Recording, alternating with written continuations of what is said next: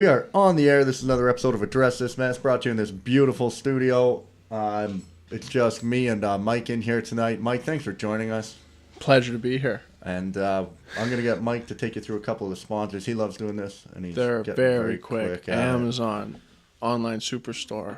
Place an order. Get whatever you want. Real cheap.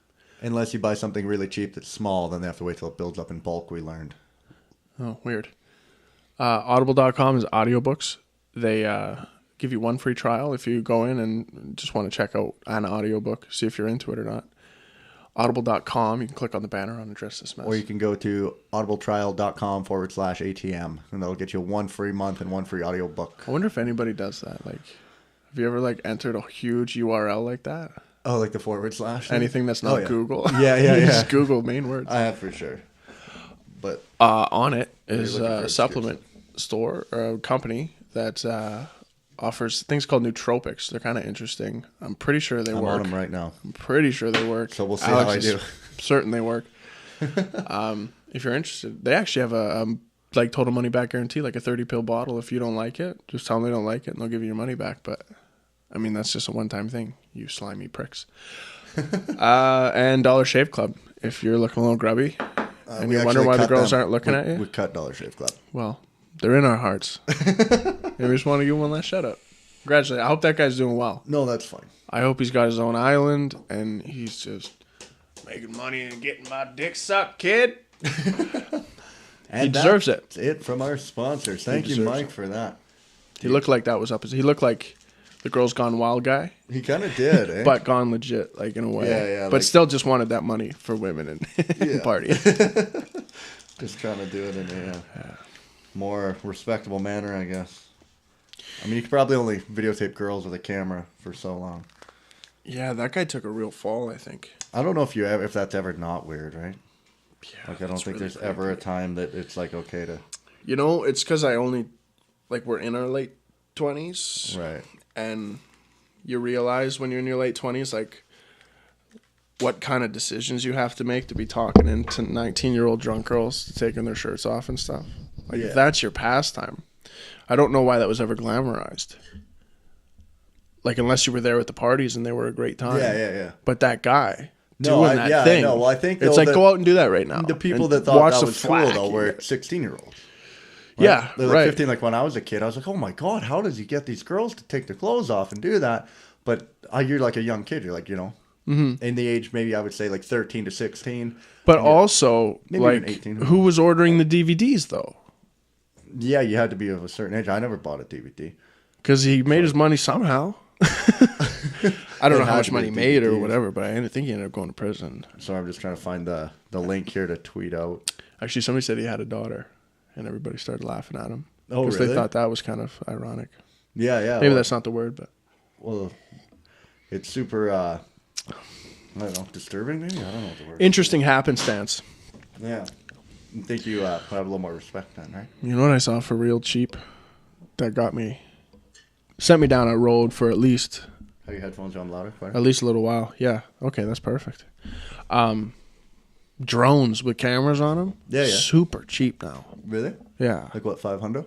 I saw it for $600. 600. And it seemed pretty legit. And it came with the camera. Built right into it. Right. It said 1080p. You've been able to get them for $500, but I think they just come with a GoPro mount. Right. But either way, I think we're going to have to get really used to seeing those things. Yeah. I think there's going to be a day where you're going to get used to I think they'll be autonomous, too. I think they'll be flying on their own. That you won't be flying them. If you go over the Arthur Lang Bridge in Vancouver, it's right near the airport, and there's a sign that just says no drones. Mm-hmm. Airspace, yeah. Yeah, but it's weird that you even have to say that, right? Mm-hmm. Well, there's going to have to... I've seen drones, and got a couple of buddies on, but I've never just been out and been like, oh, hey, look, a drone. Yeah, well, when you see it, you do. It is... kind of peculiar still. You watch it and you're like, that's really weird. Mm-hmm. And it's always somebody controlling it. But the fact that they're quadcopters, that was the model that it seems to be most efficient. Yeah. And then you can buy them in the dollar store, man. For next to nothing. If that thing falls, it'll break one time. It's not built well. What do you mean? Oh, just a little quadcopter drone thing. You can get it at the corner store for $25 and it'll fly. but it won't carry a camera. No, not a camera or anything. But just that technology has been compartmentalized so quickly. It's like a little toy, like you would get in a Kinder Surprise. Well, they've had those for a while. I remember, like, my niece and nephew, we got them for them, like, for Christmas a while ago. But they were like junk to fly. They were so hard, man. Like, you would hit the throttle up and the thing would just hit the ceiling, and then you'd hit down and it would just smash on the floor. Right. And you would have the thing ruined by dinner time, right? But then that technology just progresses and regresses. And you have to assume it's been in military application for a long time now. Mm-hmm. And then it'll just trickle down to consumer. It's weird you said, like, because they're called drones, right? But then, like, military drones are nothing like those. No, they're like little planes, really. They're actually kind of scary. Yeah, like, they don't. They look like they have like a shape to them, like they got some sort of brain going on. What do you think would be a scarier time to live in a war-torn country, now or back in, like, you know, when there was World War II going on, like the 40s? Because, like, here's my outlook on it. Was like, I was thinking, what if you were just sitting there, like, you just hear a plane coming? Now you're just terrified because, like, what if this guy's dropping a bomb over me? Mm-hmm. And you just got to start to panic anytime you hear a plane and you're in a war-torn country like that. But then now I was thinking, like, the anxiety you must have nowadays, because you don't even hear the fucking thing coming, right? Like, a drone is so high up and it just launches a missile. You don't know that anything quiet was coming. Anyways, yeah. You didn't know anything was coming until it hit you. Mm-hmm. So I'm like, what would be more terrifying? Like, hearing that sound and having to run, or just never hearing anything and you're just constantly in the back of your mind, like, this could be it. This could be it. Yeah, that's interesting. I guess if you know what's going to happen, it could happen in a flash at any point in time. You're carrying that anxiety around with you, if you so choose. That's why I think modern day would be like would be a higher level of anxiety. Because you never know. But you'd almost couldn't afford to even think about it, right? Yeah. You couldn't go day by day. Like, oh, jeez, you can't just think you're going to die every second. Like, right. Otherwise, get underground somewhere. Like, do the Saddam thing. Mm-hmm. Be one of the disappeared ones. Get low. But just between, like, when you give idiots so really good... Between me and you. No, but... Between you and me. Listen, keep this on the deal. But when you give idiots a really advanced technology, it always just goes so sideways and weird. Right. Like, somebody's going to shoot somebody's drone, and that drone's going to be worth like $1,000. Right. And that guy's going to want retribution. That's what Colorado enabled, right? You're allowed to shoot down any drones now? Yeah, I guess you'd have to have that rule. On your property, I think. But are you allowed to just fire guns in the sky? What's that about? I don't know. America, man. America. I guess. Man, it's a crazy place. Yeah. I was there just last week, and we were taking the Amtrak home from Portland, like Portland to Seattle. Mm-hmm. And our train came to a dead stop, and the guy gets on the PA system, and it was super funny. You could tell, like, he's just... must have a real fear of public speaking or just not real well with words. But he gets on there and he's like, we've been sitting for probably 20 minutes. He's like, well, so don't really know what's going on here. Got stopped. Looks like the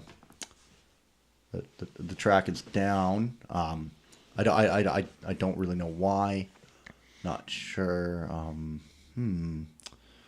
We'll let you know, I guess, when I get further notification.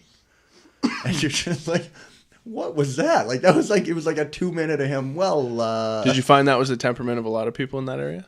No. But it was... He was just a peculiar guy. Yeah. Well, then the next thing is he comes back on and he goes, oh boy. So, turns out someone was trespassing on the tracks. The train ahead of us struck the man. He's giving a super ominous story now. We're not too sure of the condition of the man. And you're like, what do you think happened? You don't just give a kiss to an oncoming train and walk it off. But the funny thing, I guess not funny, the thing that I thought was really weird is where my mind went when we just came to the stop. And then when he got on and said he didn't know what's happening, I immediately went to terrorism. I was like, oh my God. I'm like, someone has bombed a train. They blew up a train. Someone's got a gun on trains. Like, Portland. Immediately, we were like quite a ways out of Portland. But immediately that's where my mind went. And I'm like, what the hell is wrong with you? You consume a lot of media. Yeah. Well, you just even just the collective view. Mm-hmm. It is, it's something like, the justification for a 24-hour news cycle, I don't know that there is one. Right. Like, just trying to keep it going that long. Because you're just selling TV and you need to sell Anchorman commercials. did a good job of, like, depicting it, right? Yeah, it was really water odd. skiing squirrel. Yeah, or even in Anchorman 2, they were super on the money. Anchorman 2, that was where like they did all the graphics and like just a bunch of shit floating on screen, then the split screen of everybody just arguing with each other. People tune into that, and then you sell ad space, and everybody makes money. Right. But it's not something you should expose yourself to. But normally you have a defense, like a built-in thing where you go, this is wrong, I don't want to watch this. There's some dislike to it. But I can watch like those mindless reality shows, and you can see how people fall into it. Like your head can turn, and then all of a sudden you're just staring at the fucking thing for 5 minutes, and you don't even realize what happened. Yeah. It's not good for you. I don't think. Yeah. But I see how it goes. And maybe I don't want to think about my life. Maybe I don't want to think about anything, and I just want to tune into this thing. Well, and then you get giant ratings. Mm-hmm. Yeah, because some people say, like, I watch the Kardashians because I think it's funny. Mm-hmm. Well, their ratings are through the roof. Mm-hmm. So some of you are lying. Yeah. And if you are watching it because it's funny, it's not that funny. Yeah. You watch a YouTube clip. You're tuning in every week, man. Don't lie to me. You got the PVR set. Don't lie to me. Yeah. You know what I could do, and I think might be something you and I could step into, like, almost immediately. Drone racing. Drone racing. Yeah. Like, you put on a headset, and you're first person in the camera. I've seen that, and they have them flying around buildings. It's off the hook. It's almost like the closest thing to that Star Wars. The battle. Yeah. What was it? I almost said Battlefront, but that's not right. That's just the game. No, it was the first, the fourth movie, but the first one. Yeah. It was Phantom of the Menace? No. I think it was the first one. People are losing it. If any nerds are listening to this, they're just losing it. John White is losing it. It was the first one with Anakin, right? Yeah, and he's racing those pods. Yeah, pod racing. Yeah. But it's like super, super high speeds. And dude, I used to play that on... and he's just killing it. But you can get those kind of speeds in this first-person view, and it's like... I've seen some of them, and it looks like an indoor go-kart track. Mm-hmm. Like they're like in where a go-kart track would be, and then they're literally racing around, and the pillars have like colors on them. They have neon lights now, is basically the whole thing. Mm-hmm. They make everything glow now. It's kind of the way to do it. But before that, it was just like 6 or 7 guys that I saw anyways, and there was like in the finals of the race. Right. And like a good percentage of them always clipped their thing. Yeah. And it would just die right out on the course. Yeah. So you're hooped then. Yeah. But you can just set that up yourself. You just got to get the drone, right? Right. And then the camera. I'm sure it's not a really cheap startup at this point. It probably will be in the future. Yeah. But it's it's almost like you feel like you're jumping a couple steps to virtual reality, because eventually they'll be able to offer you that experience in a completely virtual world. Right. But now you can kind of jump it, and you're just putting a camera on. You're just sending a camera through the air at incredible speeds. If you could get like good range on them, it'd be super cool if you could like race them like down like hiking trails or something, or like up a mountain. Yeah, like through like a wooded trail. That's true. Like if you weren't doing laps, like a single track BMX downhill, but go like uphill or something. Go up it. I don't know. Maybe go down it. Well, you could almost do whatever you want. Whatever you want. It's just you don't want to lose your drone anywhere where it might be. Like if you're going through a cave. Yeah. Or something like that. It just goes in a waterfall, and then your drone's just down river. You just got to hit with speed. You got to hit the thruster when you hit the waterfall. Everyone knows that. Yeah. But maybe they'll be able to make them out of stuff where even when they hit, no matter what, at what speed, they don't break. Yeah. They take it down. Well, I wonder who was the first guy to take a wingsuit through a waterfall? That had to be a ballsy move, right? Like through the waterfall? Yeah. Like he slammed through it? I've never seen one where they come like emerging through it, but like a waterfall coming off a cliff. Right. And they're like lateral or parallel to it. And then he keeps going after it. And he just like rips through it. And you're like, how did you kind of have to find the perfect spot. Well, how did you not know? Like, what if that just hit you and you just like plummeted straight down? Right, because the water's on your squirrel suit, yeah. Yeah. Well, it just hits you. You'd think you'd ask somebody. It's not like, I'm just going to see what happens here. I guess you'd probably try in rain, right? Just like you jump out in a rainy day out of a helicopter and see how much the rain affects the suit. Yeah, or see if there's any micro experiment you could run or someone has run. Yeah, just like see what happens. Like a small, like if a plane gets wet. Go under a bridge or something and get your buddy to dunk a bucket. A plane's not a good example. That would be the coolest. It's not made of fabric. And it has thrust. Yeah. You can pull out of that. A whole bunch of things. You just need to do that would be like the coolest ALS ice bucket challenge, eh? You just wingsuit under a bridge and the guy dumps the bucket. I don't think there was such thing as a cool ALS ice bucket challenge. But I get what you mean. If you're going to do it. Oh. Yeah. I could see having to get used to that. I could see I was thinking actually today watching baseball with my grandpa. We were talking sort of about at least video replay replacing the umpires. Yeah, well, that's what I always thought was the goofiest thing about baseball. Because if you can get every angle, not even the home plate umpire, but just the guys. There's 2 umps in the outfield just making sure the guys caught the ball. Right. They're not even worried about second base or anything. They're just living the dream pretty much. Yeah. But if those guys can get every angle on a play and see whether it was catch or not. Yeah. But then we were just talking about like how it would just take away from the tradition of the game. So it kind of stopped there. But I always laughed at like now they do like they have video replay, so they show the strike zone, and then the umpire was like, and strike, and then they show it, and it's like a foot outside. A little bit outside, yeah. Like it's not a foot. Yeah, that technology is in a good spot apparently. But you're like, it's like pretty close, but. Yeah, but even just like going through all sports, even just getting a good camera angle, or say just like how people Snapchat or whatever, and you just hold the phone out arm's lengthwise. Right. If it's just going to be like that downhill skiing drone that just follows you, right, and then when you want to take a video of yourself, it just does a little like Tinkerbell thing up here on your shoulder, right, and it just films you. What are you talking about now? They're like a drone to follow you? Yeah, they have those. I know, but like it's like your cell phone. Are you talking about like incorporate into sports or just into your general anything? life? Like you could incorporate it into sports where you're over top of the football action, and they don't know, and you get this amazing angle from behind the defense or something like that. Oh, I mean, they almost already have that, but they're running a big camera on a wire like down the sideline and shit. But who are you thinking is going to use it? Like you as a it viewer could. Yeah, in the stadium? I'm assuming it trickles down to the personal consumer at the end of the day. Right. I don't think they'll probably ban those, right? Like you wouldn't be allowed to bring your drone into an arena. But what if they're like super smart, like the thing that flies itself? Yeah, but if you can't make it get out of hand, you get 80,000 people in the arena, right? Even if half those people have them, you got 40,000 drones flying around the field. But how are you supposed to tell somebody they're not allowed to have that? You could say they're not allowed to bring it to the arena, but they're allowed to have it. They tell you you're not allowed having shit all the time. Right. You can't bring booze into an arena. You got to buy it there. Right. So you could say you can't bring it to the arena, but the example you're giving is the arena. But those people could all have them, like just walking down the street. I'm saying. Oh, they could be outside the arena and fly it into the arena over the top. No. Just like you have that if you're walking down the street. No, you want to take a video. Sure. Right. But even on the street, there's too many of those things flying around. Right. Yeah, I see what you're saying. So it'd be kind of weird, but I don't know how you could ever deny someone the right to have this little flying machine. But it's almost kind of. Go ahead.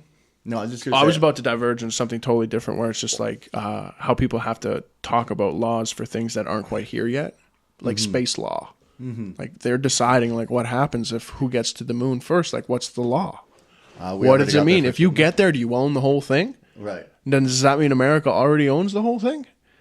Because they were there? Right. Or if you have to send up a man, or can you send up your own just technology and it means you've colonized it? Like a bunch of this shit, there's like, why are we talking about that? Well, what would it's going to come up one day. To if like you were up there, it would basically just be like a fight up there. You would just go up there and then you could just send your buddies up and as long Star as Wars. Beat that guy up, right? Fuck yeah. But then like would that trickle down onto the earth, you know? Like if USA had a guy up there and then the Russians sent one up and just iced them and then was like, yeah, it's ours now. And that has repercussions down here. Rather than sending people back up to the moon, like, all right, we'll send more to the moon to fight the Russians. You're just like, fuck it, we'll just fight them down here. I think it would depend on if there's real people up there dying or machines are shooting other machines up there. Yeah. But at the same time, does the moon have anything to offer? I don't know. No, I feel like we got to go back. I can't believe they've never gone back. That's the thing I have the hardest time believing. Like if the Earth goes, the moon ain't going to hang out. So it's not like it's some sort of safe spot. Mm-hmm. I guess it is if like the Earth gets super flooded or like has crazy natural disasters. Well, it's not that safe because you need water, don't you? Like how long? Yeah, well, we'd have to ship everything up there, but apparently we can. It's really interesting because if you think about it, just like bacteria floating to another thing and then latching on and then starting to grow from there, bringing its own supplies and shit. It's fucking weird. Yeah. It's all like pathogen metaphor. Yeah. Just big giant. Well, do bacteria bring their own shit? I don't know.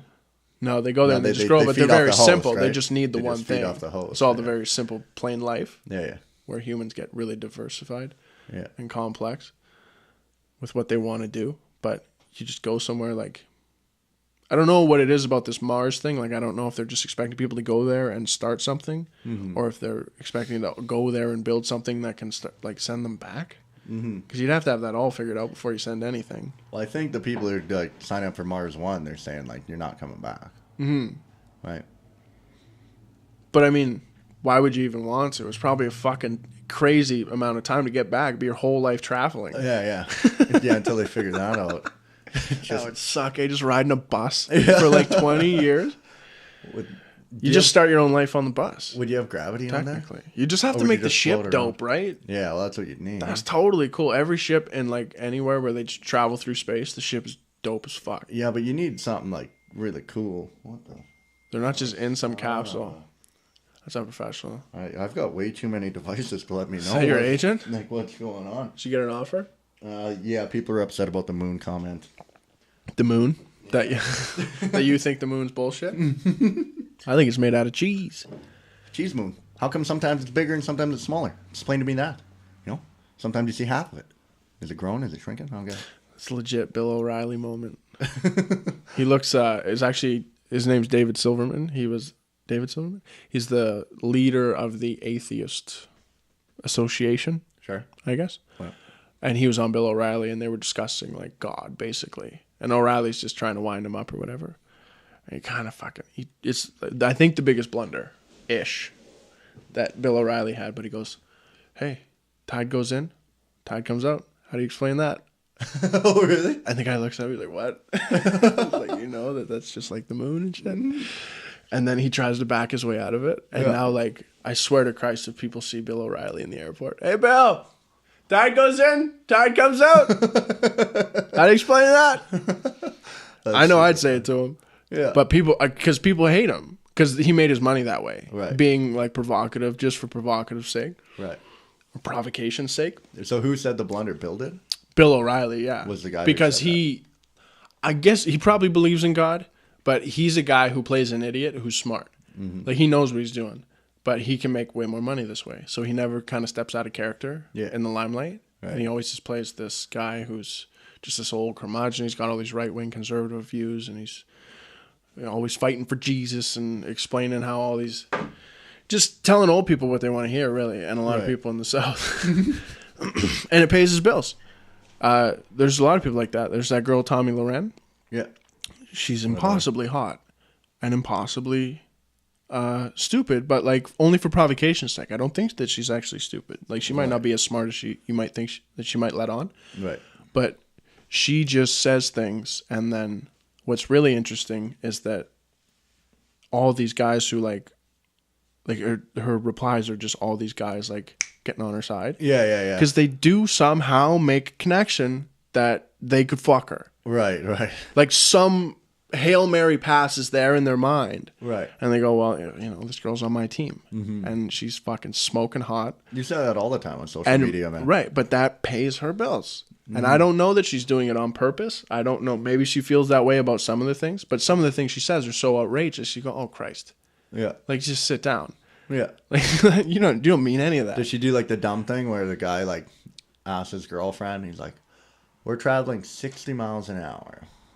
He's like, how long do you think it'll take us to go 60 miles? She doesn't talk stupid per se. Maybe I'm mischaracterizing her, but she says things that are essentially stupid, but they're outrageously stupid. Mm-hmm. But they do represent like a certain, like she'll call liberals snowflakes. Okay. And then just tell everybody they're soft. And then like, she's like a second reiteration of, a second iteration of Ann Coulter. She's way hot. Ann Coulter was never really hot, but she was the first like blonde lady who got on TV to say these crazy things. Mm-hmm. And she calls liberals, she accuses them of being victims. Like they always think that they're victims. Yeah. And then like just last week, she was on like Twitter just lacing into an airline for telling her to switch seats or something like that. And just totally playing the victim. Like as she's accused others of doing. Right.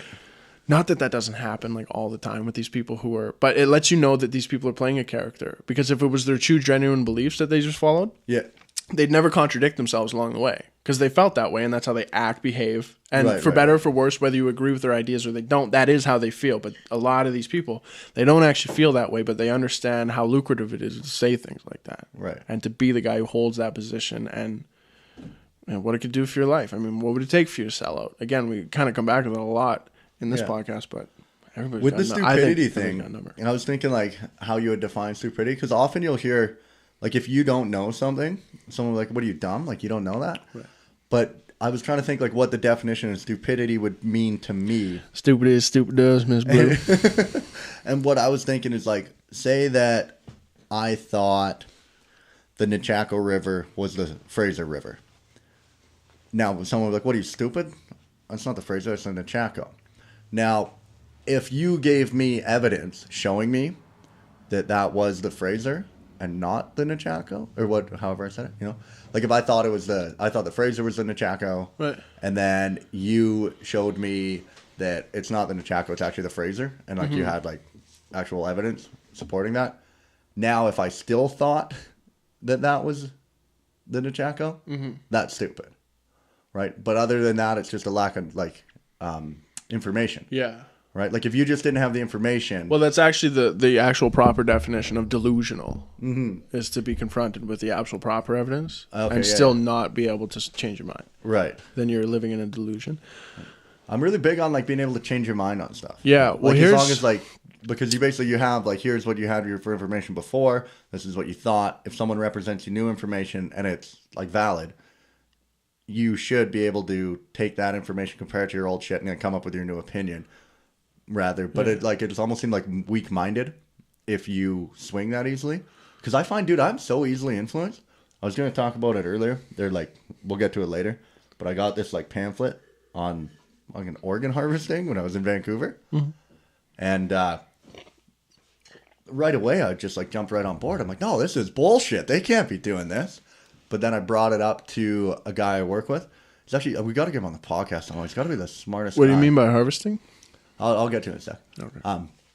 Got to be like the most knowledgeable guy anyway. I've never brought anything to him yet that he didn't know like about or couldn't talk about. Like I just mentioned, I'm like Chinese organ harvesting, and he kind of puts his book and he's like, yeah, never seen like a snippet on it of like the Falun Gong, and was that it? Because and I was like, so I didn't know, so I went and I found the pamphlet. I was like, holy shit, like, yeah, that's totally it. And he knew the whole thing. And I guess what it is in China, they are accusing the government of organ harvesting from prisoners. Holla. So, like, they show in, like, America and Canada, I think the average wait time for, like, a kidney is, like, 2 to 6 years. In China, it's, like, immediate. Like, you need a kidney, you just pay a price, and you get it. And so they're saying like, well, how? And then then they check and they're like, you only have this many people on the donor list. Like, how are you possibly getting it that quick? And what these guys are saying is that because China, you're not allowed to practice any like religion. I guess is that right?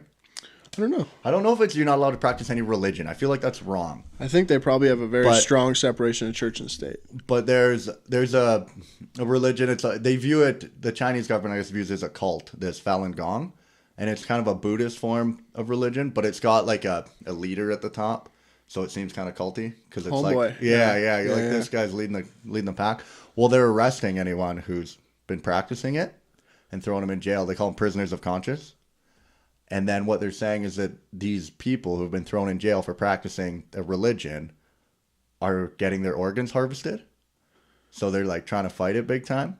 And when I saw that, and I saw Falun Gong as like they claim it kind of be like a form of Buddhism, like I don't know if you call it spin-off or whatever, but it falls under the hierarchy of like a Buddhist type of structure. They do like meditation, and it's like there are things they say are like compassion and all that type of shit. And so I saw that, and like that's like right up my alley. And I'm like, man, this is bullshit. Like you can't meditate without going to jail, and then they're harvesting their organs, and I got so mad about it. Like, not so mad, but I was like, they're like... I was just spitting angry. But then, like, Malcolm talked to me. He's like, I'm kind of suspicious about the whole thing because anytime you type in organ harvesting, it comes up with Falun Gong. And it kind of seems like this is something created by, like, the Falun Gong people, you know?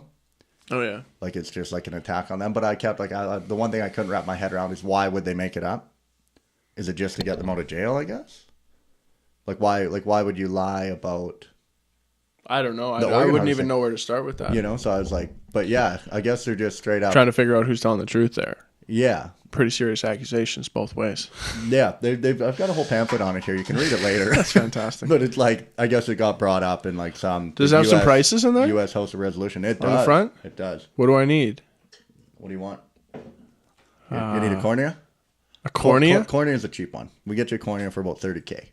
What? Yeah, I think it's odd. Your kidney. Keep your cheap ass cornea. Kidney's running at, what do you think? Kidney? Yeah. You got two, remember? Yeah. I'd pay $80,000 for a kidney. Okay. You would overshoot because they'll give you one for $62,000. Wow. Give me the top model. Give me one of them Fallon Gone motherfuckers. Liver's kind of got a... Go get me a young, healthy virgin. Harvest that left kidney. The liver is... Then the other one is backup. Variable range, depending on the quality of liver you want, I guess. Maybe you're based on blood type. 98,000 to 130,000, depending what model you're getting. I guess your liver regenerates, right? You think kidneys would be variable because your kidneys slowly just break down over time. They never regenerate. So you think you would pay like a certain price for the top dollar one if you got one like at 50%? What do you think? The heart is going 130 to 160. Lung is actually the highest, 170. See, this is interesting because these are here first. These are organs that you need to work. Mm-hmm. What if you were some Hannibal Lecter type, some classic guy who likes to eat human meat, and you were like, oh, well, I can go for a human kidney, but I don't exactly need it to work. Right. Well, who's selling them? You just take one out of a dead dude? Because those are shady deals, you know. Yeah. That's not a dime bag in the alley. I wonder if you can get that on the dark net. You can get everything on that thing. Just human meat, period? Yeah, I wonder what is like the worst thing you can buy on the dark Imagine net. It was like set up like really user-friendly, like the page on the dark net, and you just go, here, you can browse dark meat, light meat, South American meat. Yeah. Aye. I want a bicep from... Who would you want a bicep from? I guess Austria, a Chilean. right? A Chilean sounds good because it sounds like it's already like Kind decent enough to eat. Yeah. Chilean. So, would you like a Chilean tonight? Yeah, I could go for that. The Austrian bicep, though, is the one I think Arnie probably made those super famous. Paying a premium if you want one of those. I don't know if I want to get into... It kind of reminds me of that Hostel movie where they just pay that much just to kill the guy. Right. But then, like, think about the cottage industry that builds up around that, you know? Like, selling those organs from those dead guys. Those people just paid for the kill. Yeah, and then you take the meat, reappropriate yeah. it, sell it. It's almost like... You just got to see value in the world, you know? It's just, what deal makers do, they spot value. It's just like those game farms, right? Like some people just want to go and shoot an animal. They don't really care to have it. So really? Yeah. So they'll just shoot it, and then the farm will actually just like take the meat and everything and sell it. Right. So you're basically just paying to kill it's the just thing. the slaughter gig, yeah. Yeah. The one veers off from the line that's going to the slaughterhouse. All right, send one out. It's super common. Hey, I made it. They're letting me go. Guys, check this out. Oh. I'm doing it. I'm really doing it. That's super common in like Mexico when people go fishing. Because like you catch a marlin or something or whatever, and you're like, you're not going to pack around a bunch of fish meat while you're at a resort in Mexico. I don't know how to prepare marlin. So I've actually heard too, though, like a lot of people, they'll catch a fish and then they take it to the resort and the resort will cook it for them. Prepare it. That's cool. But I guess what's interesting is people shooting animals that nobody eats. Unless they like live in a fucking teepee next to it and they eat whatever they can kill. Yeah. Like people just going to kill like cats, you know? Yeah. Like game cats. Yeah. Man, did I tell you? Like holding up a leopard. Yeah. Like, I don't know about that. Because it's all like part of it. Like the nature wants conflict. It doesn't really want sweet little feelings. Right. It wants like competition and things killing things is completely natural. Yeah. But as humans, we've kind of become higher beings, or at least we like to think so. Or at least that's the path you think you want to go down. That I thought about recently is like, if we could communicate with another species, I would love to see where their moral compass is. Well, I think there would be a huge... There must be something that you're just not even realizing that they don't have that you have. and you attribute it to them. Whatever simple thing it is. I don't know what it, like, it's not your whole consciousness. I had a question, like, why can't an animal talk? Why can't they talk? Is it straight up the vocal cords? Right. Like, is it physiology, I guess? Or at least how complex are not physiology, I think biology. Is their language, period. Like, whatever they do, the bit of a body language, and then, like, the squeaks or whatever their noises they might make. Why can't they learn our language? Right. Well, I guess. Right? Like, can gorillas learn sign language? Well, that's what I mean. So I'm wondering, like, why can't they talk? Do they just not have the vocal cords and able to, like, reenact the sounds? I think it's the brain. Or it's the brain. They're just not smart enough to be able to comprehend it all. Mm-hmm. Well, right. Because the comprehension seems like it's all right. Because a lot of things you can, like, even with dogs, you can yell commands and they know the command and they can perform it. So it's like they are recognizing the vocabulary, but they can't reenact it. Well, I don't think they're understanding it in a way that you'd think they would. Right. They just know. Like, they're not. They don't just become conversationalists. Right. They just hear a noise and they know that noise means this. Right. They haven't really gone to school. It's not all languages? I don't think it was just that, because, like, they were giving back words, but they were saying yes because they meant yes, so that they knew that they meant yes, and to ascribe this word to that feeling. Like, that was what they proved with it. But, I mean, because that's cool, but I don't know that they can just take that and build on it like any even baby human can. Like, it's not the same game. It's just not. We're super advanced. Well, I have a question. Like, for me, it came up because I had that run-in with a killer whale. Did I tell you about that? Mm-hmm. That was the craziest thing ever had happened. And I was just thinking, like, there's no communication here, but a killer whales obviously can communicate. Orcas can communicate with each other. Oh, yeah. Because they do some crazy shit. They pass on knowledge. Yeah, man. Mm-hmm. It was actually, I'll tell a story. So I was kayaking down in, like, Gibson's, and we were just taking off from a beach and starting to head back to the boat. I start kayaking out, and all of a sudden a pod of orcas comes up probably like 150 yards away.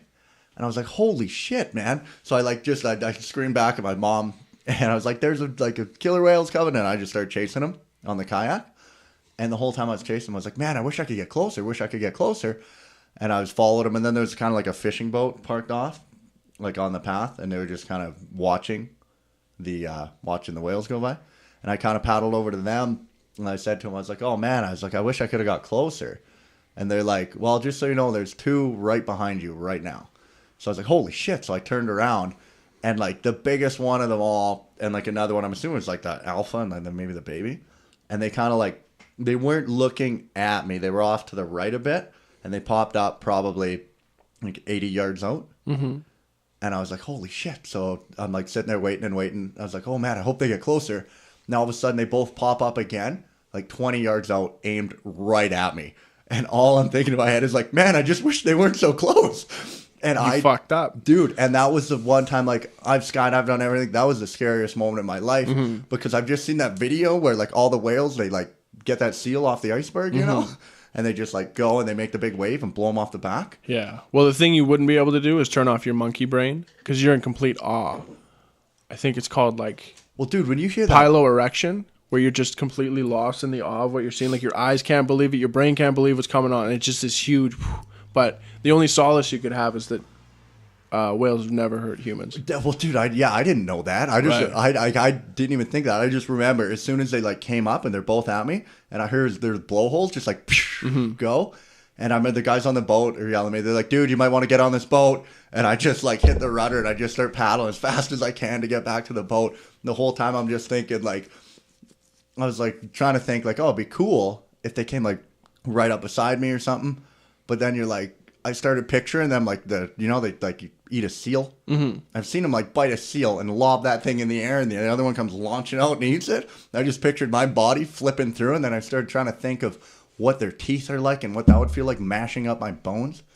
And then I felt like a huge pussy when I learned they've never attacked anyone. So I went online when I got home and typed in, like, you know, kayak and orca attack period. Yeah. And the first video that comes up is a guy on a kayak paddles out to some orcas and jumps out of the kayak and starts swimming with them.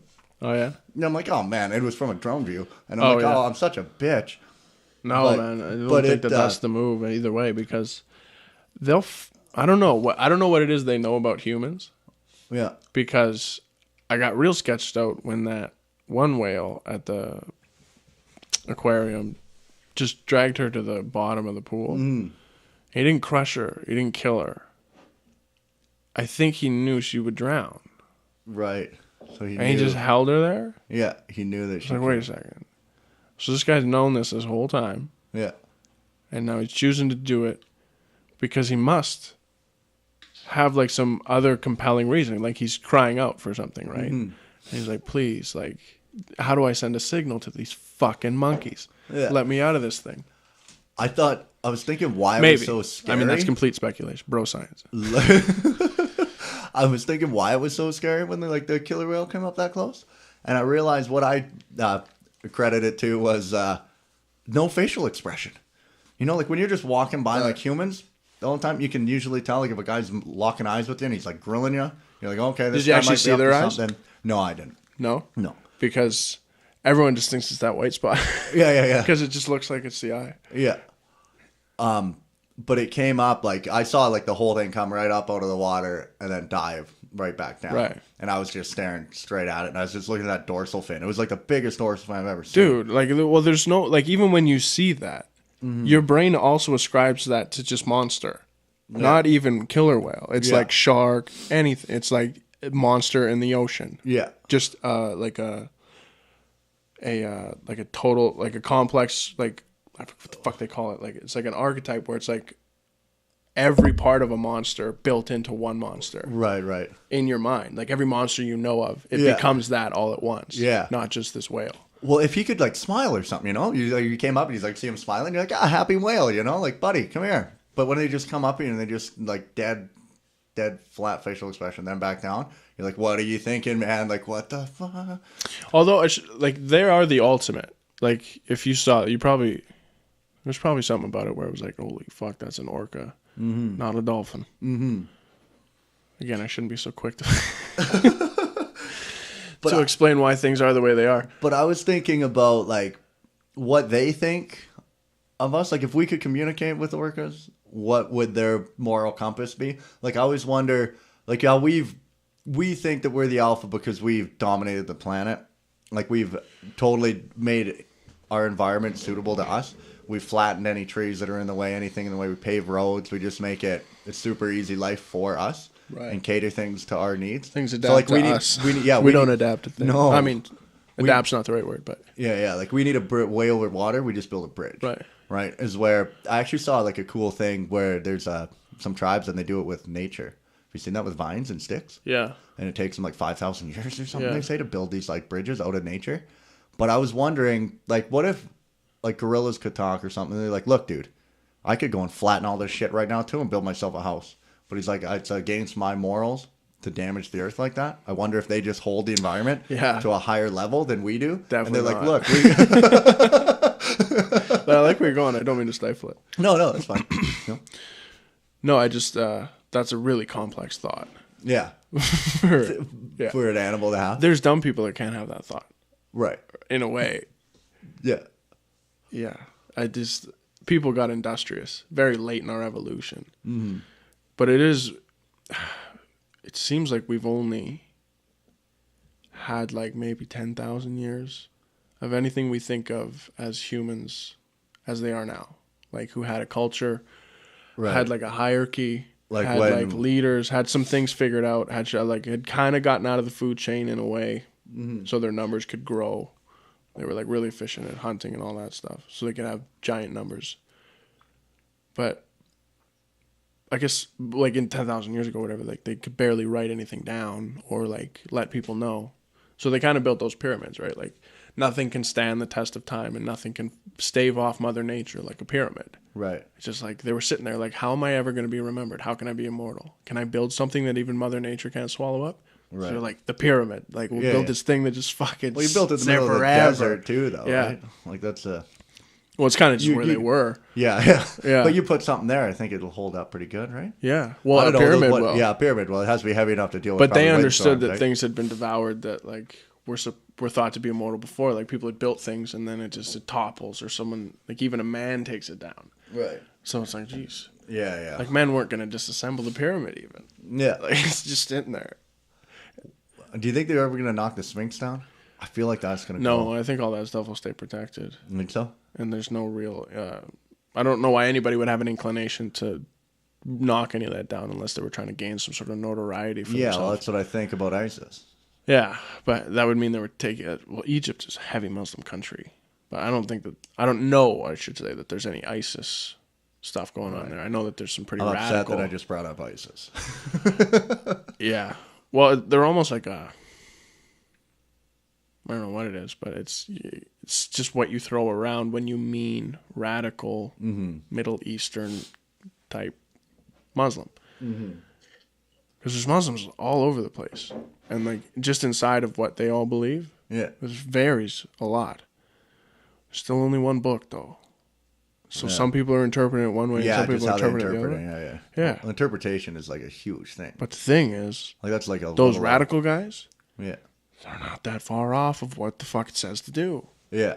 I have no idea. I've never even. It kind of read is a single what passage right, from it. But it kind of is what makes them radical because they're like, hey man, like we have to do this. Yeah, like they're almost like super genuine. It says it right here, man. It's like, how else am I supposed to take that? Yeah, I had to cut his head off. Like they wash their heads. You tell me what you would have done of all the responsibility of it. They're trying to eat my cousin. What the heck would you do in a situation like that?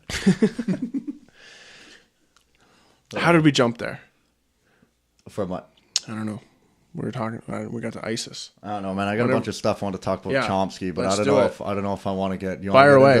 Yeah. I don't give a fuck. So I watched like. Are you talking about Requiem for the American Dream? Yeah. And, his description of the vile maxim. Yeah. Yeah. Yeah. Like I liked a couple points that he really points like singles out. It's really hard when you listen to someone who's that good linguistically. Like we kind of touched on. We were talking about Sam Harris, where you said if you had one question for him, you'd ask him like, "How do you call your own shit?" Right. Because it is like when you listen to someone of that intellect talk, it's so hard. They're so articulate. It's so hard not to agree with what he's saying. So like he brings up one of the points I remember he brought up that I really liked was about capitalism, where he's like they say they want capitalism, but in like a capitalistic environment, it like you make your money when you do it, and you lose your money when you lose it type of thing. So it's like when all these banks went belly up, he's like, in a capitalistic like type or structured society, you made a bad investment, you lost your money, you lose. But they're like, no, now they want to go to a socialism structure where everyone pitches in give them, they want to run to the nanny state to get a bailout. Yeah. Right? And he's like, that in capitalism, that's not what you would have. You made a bad investment, you lose, your business goes under. And it too big to fail. Yeah, it blows my mind when they do that. And then same with See, but that's what I find about Chomsky is that he tends to discuss ideas. Some of what he says is opinion, but he just has takes on foreign policy where he's really like the way he's a guy like that, an intellectual like that, cites the way. Like if you've read a Chomsky book, he just has citations all over the place. That was what blew my mind when he talked about democracy. Because he's like, well, democracy, it seemed to be the most, I don't know what the right word is, but the best social structure they figured it would be. But he's like, even Aristotle, then he's quoting Aristotle. And he's like, Aristotle pointed out that the problem with any democracy is that eventually you're going to get the majority of the poor are going to rise up and vote to take away the wealth of the opulent, of the minority of the opulent. So what you have to do is you have to make it so that like their vote doesn't count as much as the other guys, right? Because if the bottom people's vote matters just as much as the guy at the top, then they're going to ask for a broader distribution of wealth. And so that's where you get like a representative government, where you just have like one guy representing a whole broad area of people. And then in order to get that guy in, you need to run an election, and the price of elections is heavy. So then the people supporting them are the people with the money. So then you get like, that's how you run your election. Then you get elected, then you get into power. And then with power, you get to write legislation to allow you to make more money. And it's just a vicious circle. Concentration of wealth leads to concentration of power. Yeah. And it's like, because that's totally true. Because if like, we try to say we live in a democracy, but I really don't feel like it, because I don't feel that my vote matters as much as, like, I really think that, like, he nailed it. Because if everyone's vote was, like, we would vote to even this shit out. Sort of. It's tough. I don't, like, because I've heard his arguments against things. I don't know, like, I think some brand of socialism is what he would assume is the right way to do things. Right. But you get labeled a bunch of stuff, and then your ideas get muddied because there's too many people. Well, I also like really you can't control who attaches themselves to your cause. I really liked his take on like breaking solidarity too, because he talks about breaking solidarity, and he's like, that's a normal like human emotion. They realize they don't want you, like they don't want solidarity. They want you thinking about you and yourself. Mm-hmm. So he's like, normally a normal human reaction would be that, yeah, I'll pay taxes so the kid across the street can go to school, even though I don't have a kid a kid in school.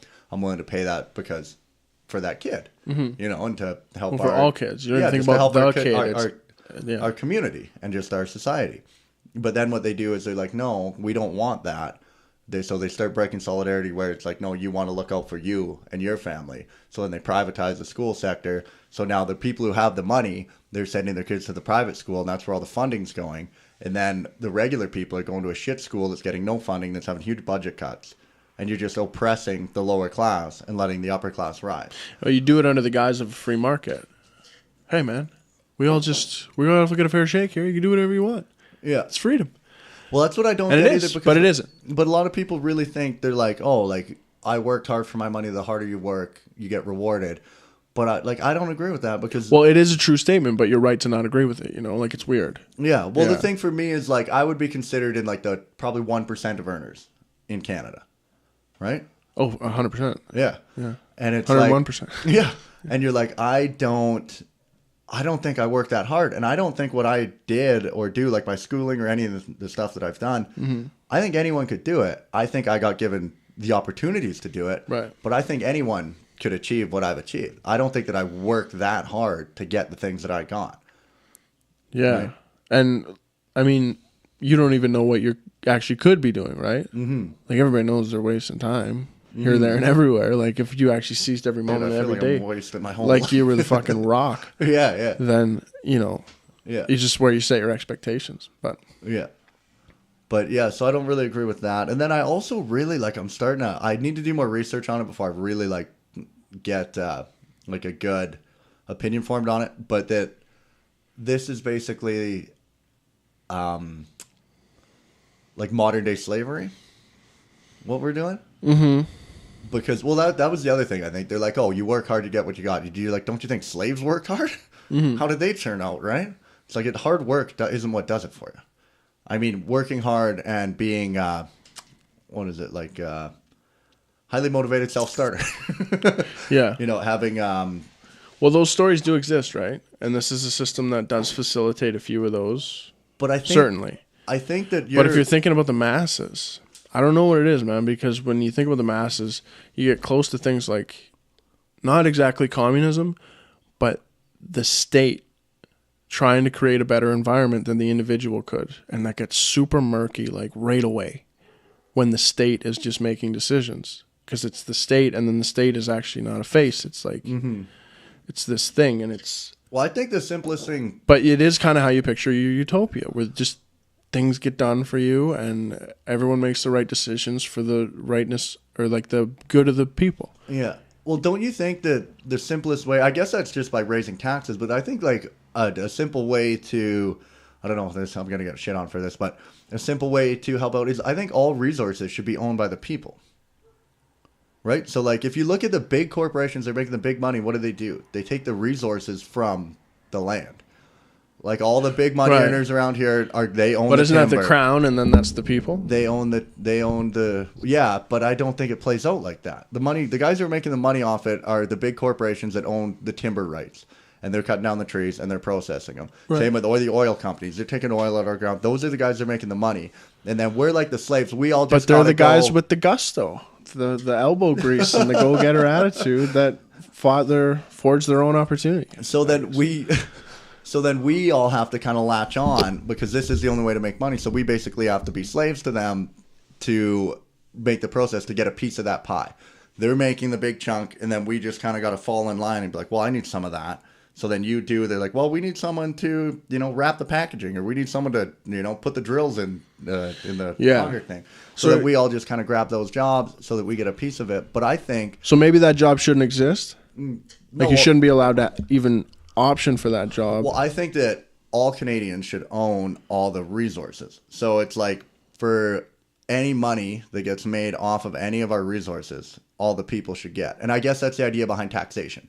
So as long as you tax the corporations enough that they're making money off of I our think product, that's straight up communism. right? They're making money off of our, but that's the problem. Here's the other thing that I have a real issue with is everyone just goes, you call me fuck. I think it is straight up communism. But I think but only on paper. Right. But like I think, only the idea. I think communism could work. I think we've tried it and we've seen it and it's fucked up. But it it's absolutely can't work. But it's like, it's horrific, actually. But they've done it. Well, I don't think it should be like, because people are like, as soon as you say that, you're like, they're like, so you think the doctor should make as much as a guy who just wants to sit there and smoke weed and play video games? Well, it's not even and that. That's not what I'm saying. But what I'm getting at here is that all the money should go to, like any money that comes off any resource should go to the people. And that's kind of the idea behind it with the taxes. The taxes would go to the government. And then what the government does is now they allocate those resources to where that money to where they think it should go, which the people should all vote on. So we should all get together and vote. Like, here's our money. What do you guys want to do with it? Like, let's make like a better highway. Let's make parks. Let's make, build a swimming pool for this community.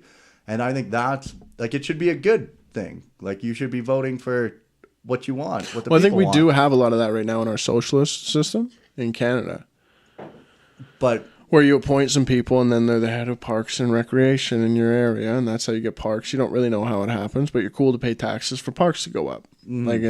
So I think we've set up like good enough web of systems. But in terms of communism, there's zero argument you can make for communism, as I found out, because it costs the lives of millions on millions on millions of people, because apparently it just degenerates into some sort of crazy ass murderous regime every time.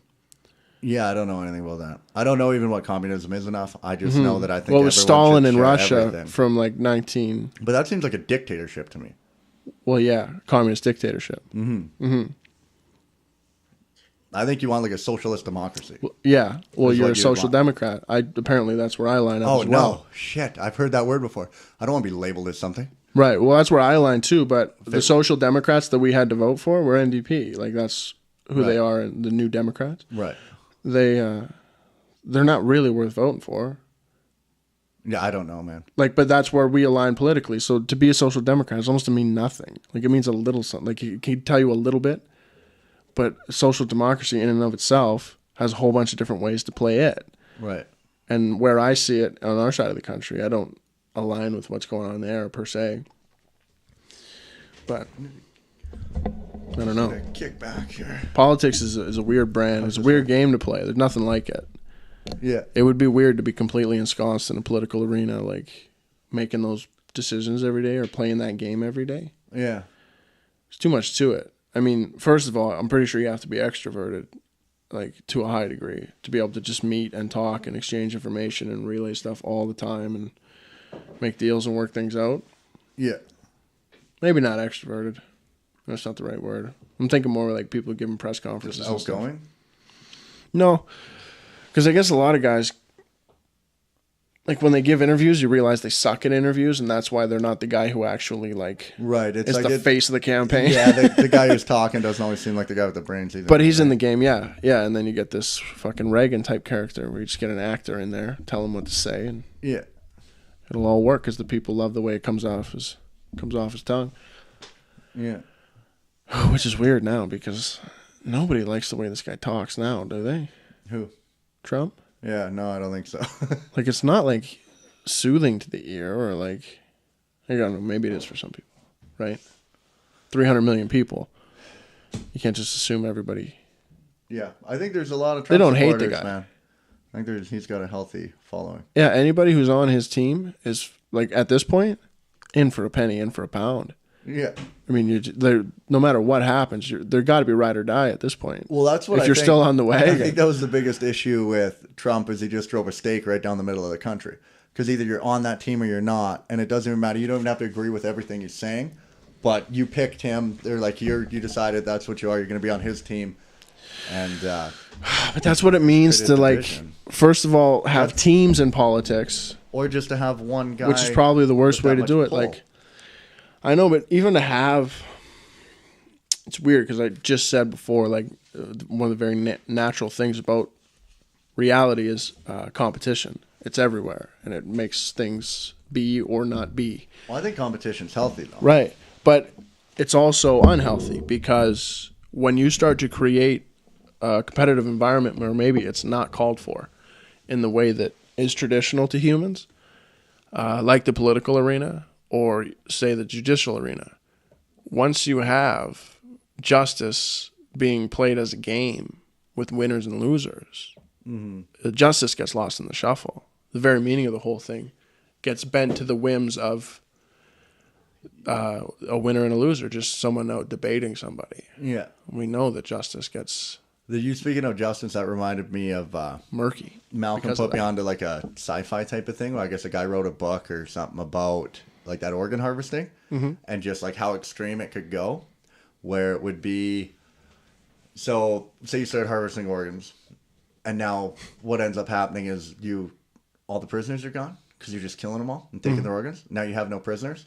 So then what do? You're like, now you have to create more laws to like lock people up. You need more prisoners? Yeah, you're like, we need to get more That's people the incentive? Jail. Well, you need to get more people. It's a sci-fi thing, right? Like you're saying, like showing you where this could go. Well, it's also an allegorical story for like the prison system right now. Right. I mean, they're not harvesting their organs, but they're creating laws to keep prisons full. Yeah, well, yeah, that's kind of what they're getting at is then you're going to need. So eventually, it turns out like jaywalking could be a death sentence because once you're a prisoner, because once you're a prisoner, you've given up your rights. Is what it is. So that's why prisoners, they say that, like, that was the idea. They have no rights, so then we harvest their organs because you fucked up. You couldn't fit in, so you have no rights. So this is what we're going to do to you. That's a good way to put that. And then eventually you, then a jaywalking could be a death sentence, right? So it's like you break any law, like, grab them. And then you're just on the operating table and game over. Then you got a bunch of sheeple. But that's a good way to put it, the giving up your rights, because then, like, you think about that and you go, well, yeah, no, you can't just give up your rights. But then arguing for prisoners, like heinous criminals, to have rights. Right. People are like, nah, fuck that guy. And you go, no. Like, all for one for all here. Like, if you can't just set precedents based on how you're emotionally reacting to this, prisoners have to have rights. And then it's like, well, what rights should they have? I'm super compassionate towards, like, all those people, man. Like, I find, like, with homeless people, I find it really hard. Like, a lot of people, they just look at a homeless guy on the street corner, like, what a bum. And whenever I look at it, though, I think I associate with them closely because I've had, like, addiction issues my whole life and struggle with things. So then it's like, I think that if I didn't get such a good job at a young age and I didn't have the guidance I had, I easily could be that guy on the corner begging for money. So I don't think that I'm that much different from them. So I'm super, I don't know if I want to say empathetic, because I think empathy always comes with think of like sadness. If you're showing empathy towards someone, it's the emotion of sadness. But I think compassion is a better word, because I think compassion is just an understanding of where they're coming from and how they got there. Because I'm not always sad. Like, I don't always see it. Right, but is every homeless person a victim of addiction? No, I'm not sure. But I think a lot of people, like when I read that Gabor Mate book, In the Realm of Hungry Ghosts, and he talks about the people he worked with, and you hear them and their stories, you're like, to me, it's not like you look and they're like, oh, they're mentally ill, like they're mental health issues. To me, I'm like, those aren't mental health issues. Those are normal human reactions to horrible things that happen to them. Like, the real mental health issues would be because everyone's like, they just think these people don't want to work. They're like, you really think there's 40 million people in America that just don't want to fucking work? Like, no, they probably want to work. They'd probably be, like, they would gladly come and take my job and do that, but they can't get those jobs. So I think, I lost my train of thought. That's all right. But I think that, what was I even saying? Oh, we were talking about the homeless people. Oh yeah, Gabor Mate's book. So when you read his book, you hear these people, and like he talks about a girl from a young age from Kelowna, and she was born in a home. I think she first started getting raped by her mom had her and then ditched her and took off to Vancouver. So she lived with her grandma and grandpa. Well, the grandpa started raping her at 6. And then that continued, I think she said, till she was like 8 or something. And she said she recalled a time when she was 8 years old where she was finally like, you know what, fuck this, I'm not going to let him do it, like, and fight back at this. And they said, or no, maybe she was older. She was 12, and her younger brother was 8. And they said, look, if you don't let us do it to you, we're gonna do it to your younger brother. So then she's like, well, fuck. So then she would just let her grandpa rape her because she didn't want her younger brother to have that happen to him. Mm-hmm. Well, then when she was 14, the auntie's boyfriend raped her and knocked her up. And then she ended up having a kid. And the grandma had to take care of it, I guess, or whatever. So then she saved up all her money. When she was 16, she decided she was going to go find her mom. She saved up $600. She's like, she just figured, I need to go to my mom. My mom will make this all better. Go find my mom. Mm-hmm. So she saved up her $600, went down to Vancouver to go find her mom. She said when she found her mom, she had about $400 left. Now, when she got there, her mom immediately took the money, went and bought heroin, and then injected her. Like both of them. And it doped her up on heroin. And then when they were out of money, she said she woke up and there was a big man on top of her having sex with her because her mom had sold her to some guy for more heroin. Mm-hmm.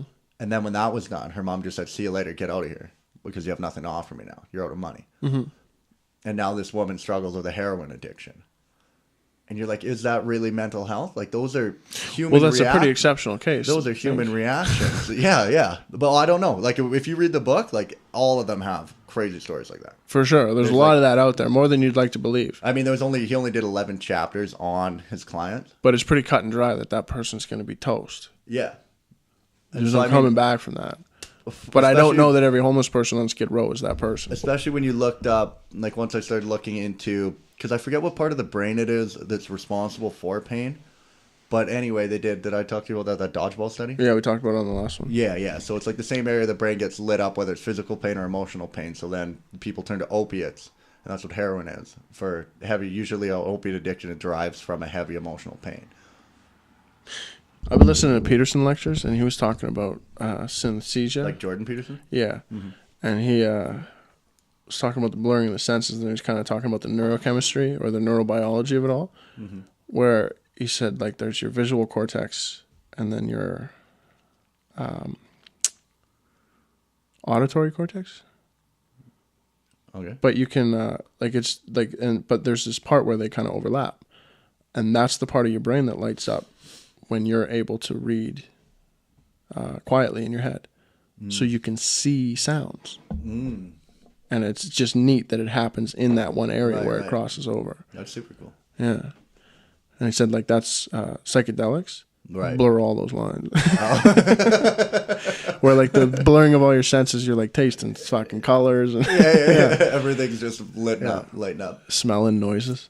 Look at a picture. Man, that feels good. Yeah. But, I got another... oh, yeah, go ahead. No, I got a good story on... Kelly Brogan? Mm-hmm. I know of Kelly Brogan. So she's like a psychiatrist, I guess, that works on getting people off of meds with just natural remedies or basically just exercise, meditation, nutrition. Holistic approach. Yeah. So I listened to a story. Have you ever heard of David Carmichael?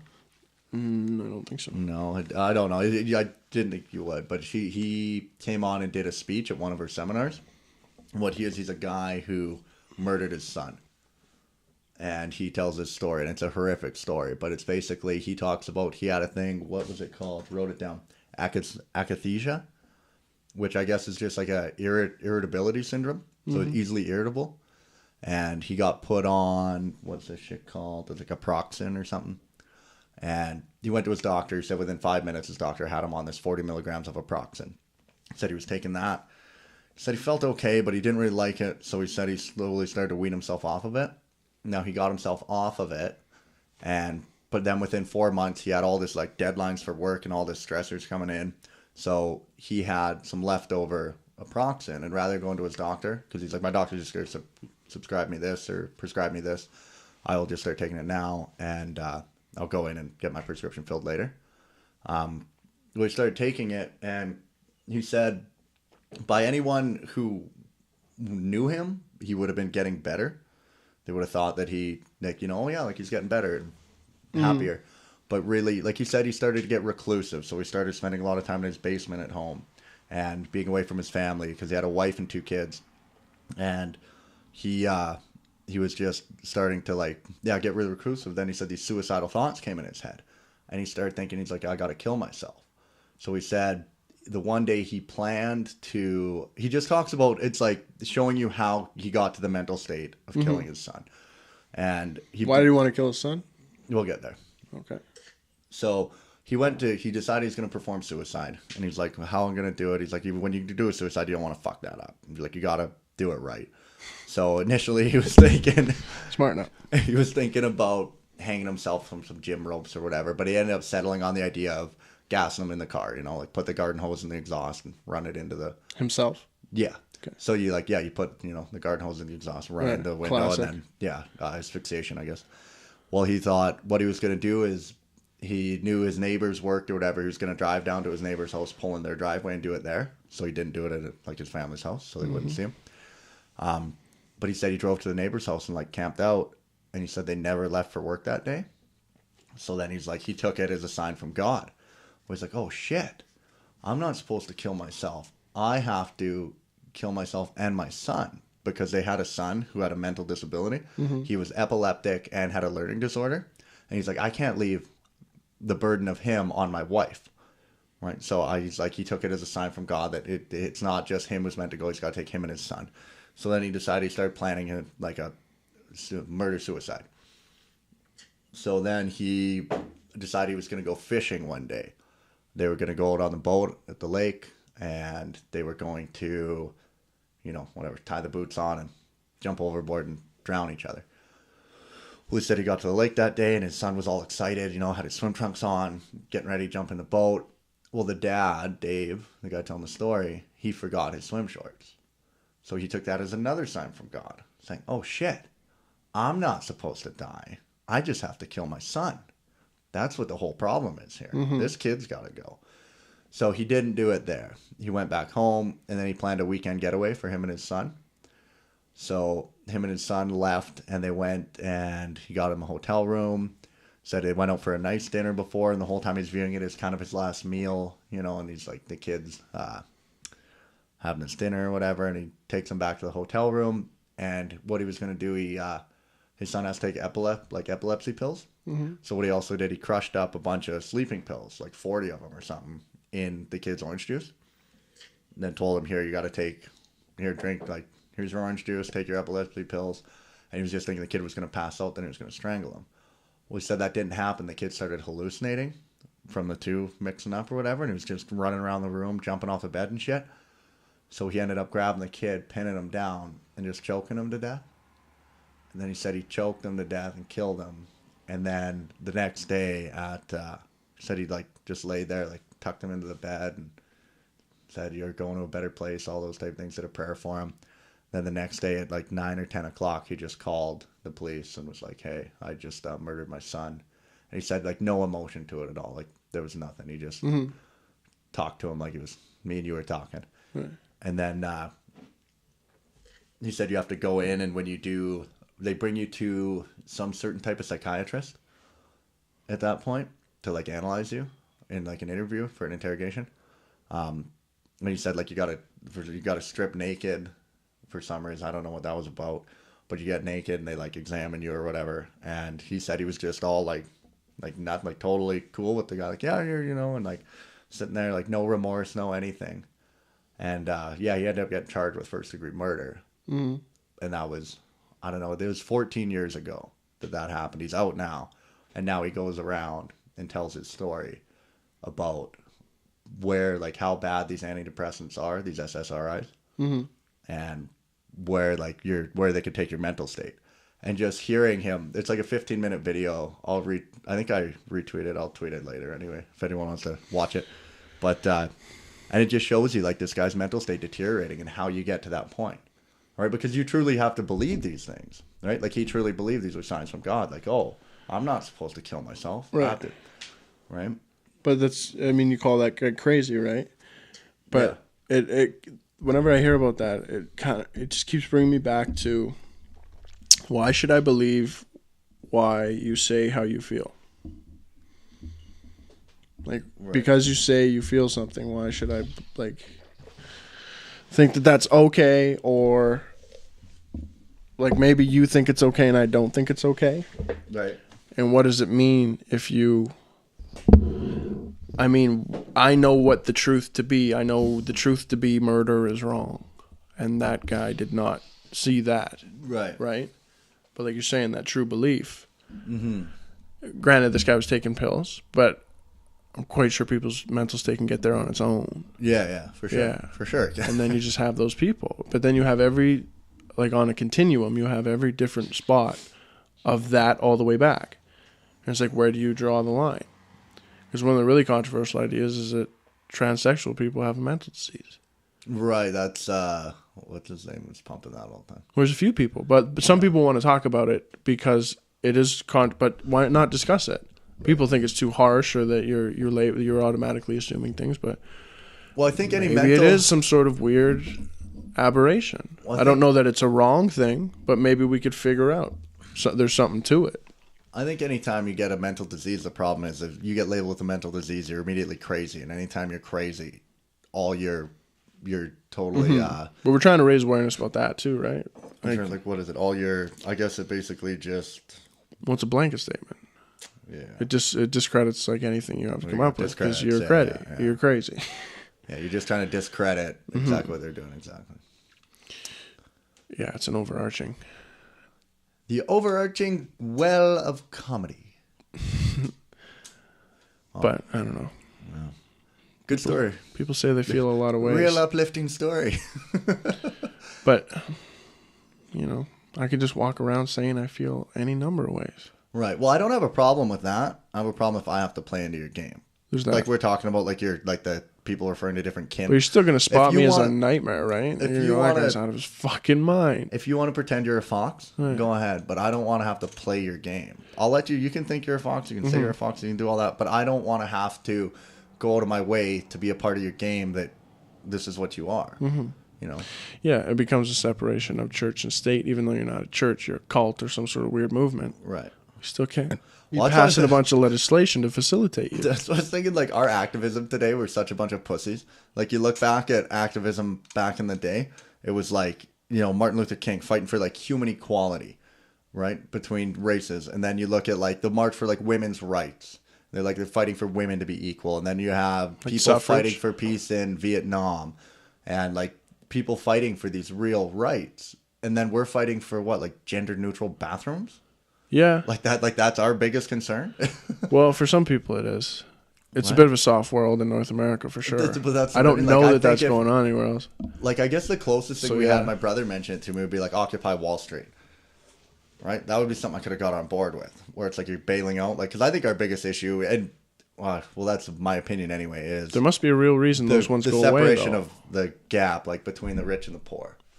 Right? Yeah. Like, I think that's the biggest issue we're dealing with right now. Wealth disparity, it's there for sure. Because, Chomsky breaks it down real well to bring it full circle. He says that with the way some of these corporations make money, they make money moving money, and they don't like pay workers to have that money come from the ground up again, get spent by the consumers. Yeah. They just move money, make money, and there's no evidence whatsoever that contributes to the economy. Yeah. At all. Yeah. And it's a big part of what they do. Well, they said General Electric makes more money, like, just playing games with money than they do any of their actual work. Yeah. And there's no economy if they're just sitting on a pile of gold. Yeah. It doesn't get back into the whole system, and someone has to fucking hold the bag. Yeah. It's not Scrooge McDuck. Yeah. Oh. Well, should we let you get out of here? You got that early tea time. We can end it there. End it on Chomsky. Pretend we're smart. If you listen to the first part or the last part, it seems like we talked about it the whole time. Awesome. Well, thank you guys for tuning in. It's been another episode of Address This Mess. We'll be back in here. I don't know when, but thank you guys. Pay attention. Take care of each other.